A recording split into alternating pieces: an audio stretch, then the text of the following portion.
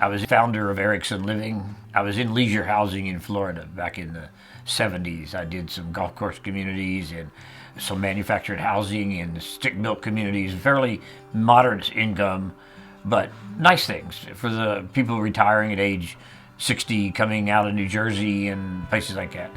And I always wanted to say, for every one person that came to Florida, 20 stayed home for the right reasons: family, churches, community. But what we really need to do is create communities that they would be interested in moving to, not when they're 60, but when they're 75. And so when I came across the St. Charles College at the time, it was an abandoned Catholic seminary sitting on 100 acres in Catonsville.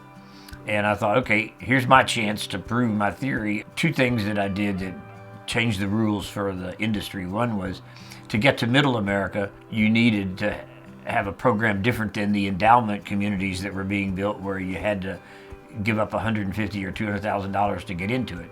If I gave a refundable entrance deposit, you could have your money back anytime you leave or die, and that would be available then to Middle America that had housing equity of $100,000 or $150,000. So by doing a refundable entrance deposit, I got way down from the top market to the middle income market. The second thing I did was I went to a fee-for-service plan and said, I put in this basic service package that included the main meal, utilities, taxes, transportation, the medical clinic, things of this type. But it was cheap enough that you actually saved money living in the retirement community than you would if you were in your individual house. Those two ingredients made this a real find for anybody that had owned their home and had Social Security. 70% of the senior market could get to my housing product. So I got a $5 million bank loan, a $2 million guarantee from Geico, and I started moving residents in. I spent the next 30 years developing the capital market to say, go a little bit more, a little bit more, a little bit more. And that's how I was able to take that first project and expand it across the country and do 23 of these super mega campuses for 3,000 people. Instead of building the typical 200-unit community that the industry was building, I was building these 2,000 and 2,500-unit campuses. So I was housing 3,000 people. It's hard to get to know 3,000 people. So I came up with this idea of putting in a local TV station in each of the communities. And I put in my hometown TV station with a few cameras and a couple sets, and then the Veterans Club and the bridge clubs, the bowling leagues, everything would come in use the television. They would promote what they're doing in the community. And that little hometown television became a huge communication source. And I thought, the 50-plus market really wants to hear more about themselves than anybody really knows. That's what gave me the desire to say, why don't I put together a national program speaking to the 50-plus audience instead of just purely local. I wanted to be an aggregating source for 50-plus content. And I don't care whether it was an RV travel show or whether it was a health series or financial planning. Any of those categories would have fit. And I wanted to be the place where people would say, well, you want your show on that network.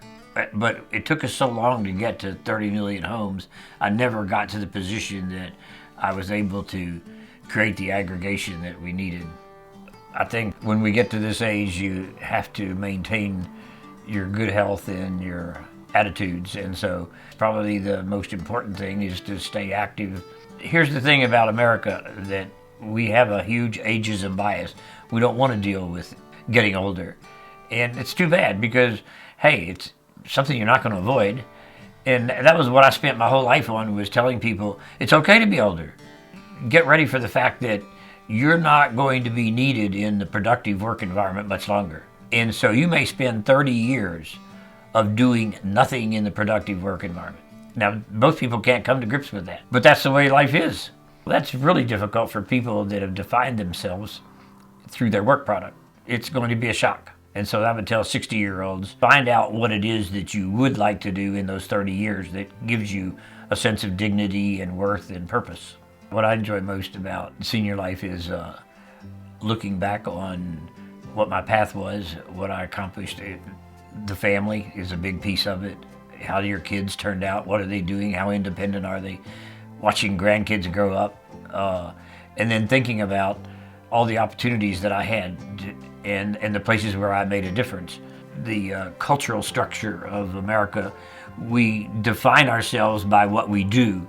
And so when you're not any longer doing, well, then you can't be worth anything. And that's not true.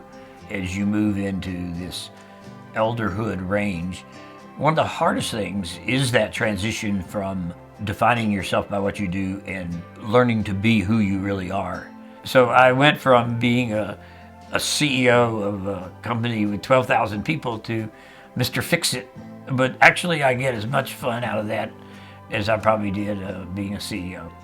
In doing my work with the seniors, I called it the 6 pillars of successful aging.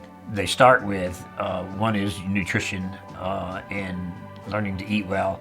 If you're living by yourself and you're fairly isolated and you're down to Campbell's soup and snack foods, that's not healthy. So the second one is some exercise.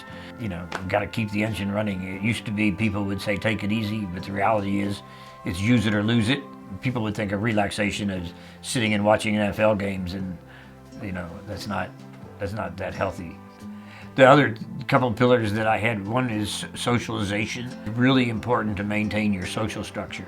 Social isolation kills more seniors than any of the diseases because people get isolated. That turns to depression and all the other bad habits that go with it.